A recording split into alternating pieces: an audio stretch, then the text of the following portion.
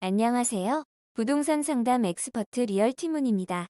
내 집 마련 전략 전문가로서 주택 매매 임대차 계약 체결 유지, 종료 절차와 주택 청약 요건 및 전략을 알려드립니다. 그리고 주택담보대출 전세대출 기타 대출 실행 요건과 절차를 안내드립니다. 오늘은 편법증여, 대출 규정 위반 부정청약 사례에 대해 살펴보도록 하겠습니다. 이 동영상은 국토교통부 보도자료를 바탕으로 하여 작성되었음을 알려드립니다. 편법증여, 대출 규정 위반, 부정청약 사례 관련하여 궁금하신 사항이 있으시면 동영상 시청 후 1:1 상담을 요청하시면 됩니다. 추가 문의는 네이버 지식인 엑스퍼트 홈 화면에서 리얼티 또는 리얼티문을 검색해서 상담 신청해주세요. 그럼 이제 시작할게요.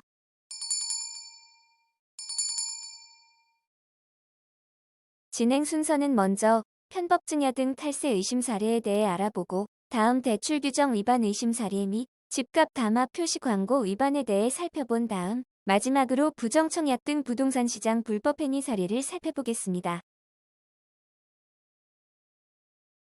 편법증여 등 탈세 의심 사례를 살펴볼 텐데요.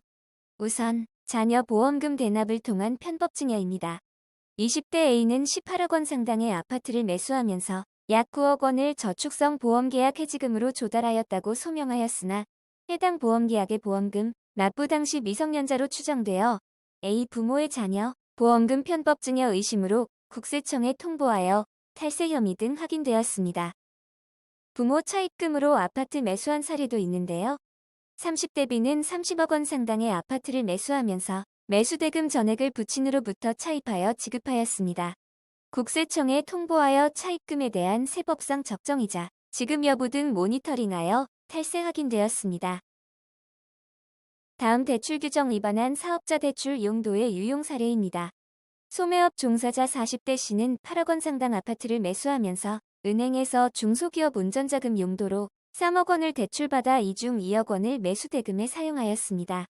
사업자 대출 용도의 유용 의심으로 금융위 금감원에 통보하여 대출 규정 위반 확인했고 대출금 회수 등 조치를 하였습니다.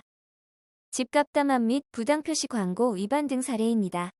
한국부동산원 부동산거래질서 교란행위신고센터로 2020년 2월부터 2021년 1월 현재까지 접수된 신고 건수를 분석한 결과 수도권 신고 비중은 줄고 지방은 늘어난 것으로 파악되었는데요. 현수막 또는 인터넷 카페 글 게시를 통해 집값 담합을 유도한 행위나 공인중개사가 아닌 자가 부동산 중개나 표시 광고한 사례 등입니다. 다음은 장애인 등 특별공급제도를 이용한 부정청약 사례입니다. 장애인 단체 대표를 맡고 있는 A는 평소 알고 지내던 장애인과 국가유공자 등 총 13명에게 돈을 벌 수 있는 기회를 주겠다며 접근하였고 브로커 B와 공모하여 이들 장애인 국가유공자의 명의를 빌려 아파트 특별공급에 청약하여 부정당첨 후 전매차익 실현하였습니다. A와 B는 구속 후 검찰 송치되었습니다. 다음 고시원 위장 전입을 통한 부정청약 사례입니다. 피의자 C를 포함한 12명은 실제 거주 의사가 없음에도 타 지역 고시원 업주 D에게 일정한 대가를 지불하고 고시원에 위장 전입하여 해당 지역 아파트에 청약하여 부정 당첨되었습니다. 이에 검찰 수사를 받고 있는데요. 이들은 부동산 강사의 유튜브 채널 및 오프라인 강의를 통해 범행 수법을 알게 된 것으로 밝혀졌습니다. 다음, 위장 전입으로 수도권 주택에 특별 공급 신청한 사례입니다. 오우도에 거주하는 국가유공자 유족 A씨는 입주자 모집 공고일 직전 수도권 내에 위치한 고시원으로 단독 전입한 후 수도권 내 분양주택에 국가유공자 특별공급에 당첨되어 분양계약을 체결하였으며 계약 직후 원주소지인 오우도로 다시 이전하였습니다. 이에 위장 전입에 의한 부정청약 의심으로 경찰 수사 중입니다. 당첨 확률이 높은 청약통장을 매수하여 부정청약 당첨된 사례도 있는데요. XX도에서 가족 6명과 같이 거주하는 40대 B씨는 수도권에 거주하는 C씨의 주소지로 전입하여 수도권 내 분양주택에 가점제로 청약 신청하여 당첨되었습니다. 국토교통부는 현장 조사 결과 C씨가 B씨를 대리하여 청약 신청 및 분양 계약을 하였습니다.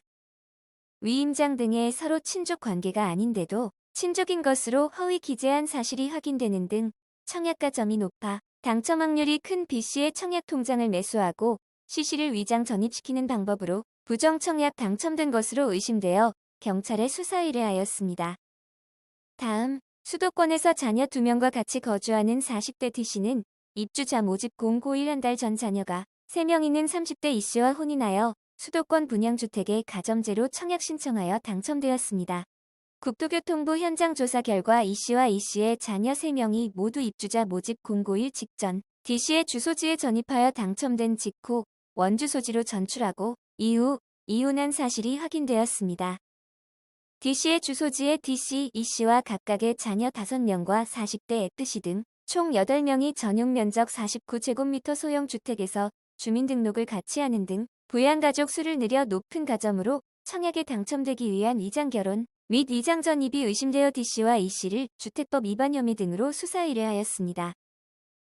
마지막으로 당첨자 명단 조작으로 가점제 부적격자를 불법 당첨시킨 사례입니다. 수도권에 거주하는 30대 G씨는 결혼을 하지 않고 단독 세대주로 있는데도 수도권 내 분양주택에 가점제로 청약 신청하면서 부양가족 6명이 있는 것으로 허위 기재하여 당첨되었습니다. 가점제 청약 당첨자의 경우 당첨 이후 사업주체가 주민등록등본, 가족관계증명서 등 서류를 통해 신청 내역이 적정한지 검증 절차를 거쳐야 하나 사업주체는 G씨를 부양가족 수 확인이 필요하지 않은 추첨제 당첨자로 명단을 관리하면서 분양계약을 체결하였습니다. 사업주체와 공모하여 조직적으로 불법 공급을 한 공급질서 교란 행위로 보여 사업주체와 당첨자 모두를 수사 의뢰하였습니다. 지금까지 부정청약 의심 사례를 살펴보았는데요. 수사 결과에 따라 위반 행위자에 대하여는 3년 이하의 징역 또는 3천만 원 이하의 벌금에 처해지며 부정청약으로 얻은 이익이 1천만 원을 초과하게 되면 최대 그 이익의 3배까지 벌금에 처해집니다. 아울러 위반 행위자가 체결한 주택공급 계약도 취소되며 향후 10년간 청약을 신청할 수 있는 자격도 제한됩니다. 이상으로 편법 증여, 대출 규정 위반, 부정청약 위반 사례를 살펴보았습니다. 여러분, 시청해주셔서 감사합니다. 추가로 무료 동영상이나 유료 동영상 유료 상담을 원하시면 네이버 지식인 엑스퍼트 홈 화면에서 리얼티 또는 리얼티문을 검색해주세요. 그러면 다음에 또 뵐게요. 감사합니다. 안녕히 계세요.